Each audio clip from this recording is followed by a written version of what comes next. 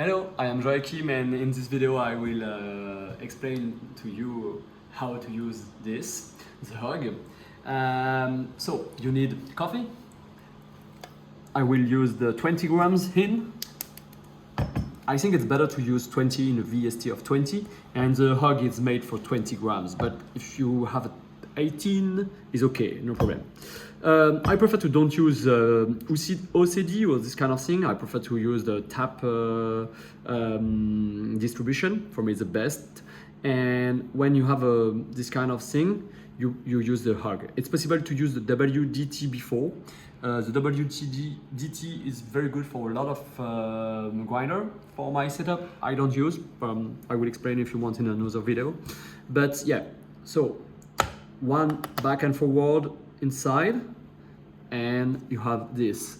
For me, it's enough. You don't need to have another one because we have 107 pin.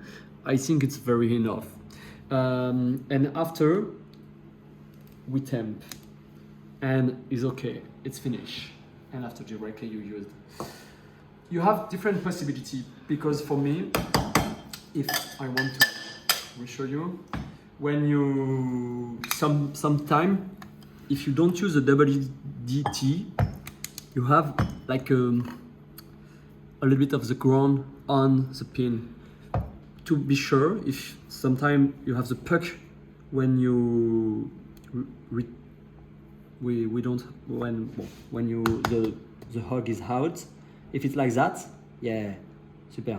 If it's like that, you just to put in, and after is good. It's because maybe the static is too important. Now it's important because I put 1 time and 2 time inside my this thing, but normally it's okay.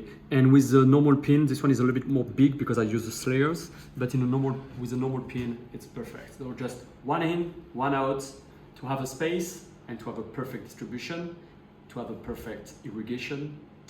Enjoy your espresso.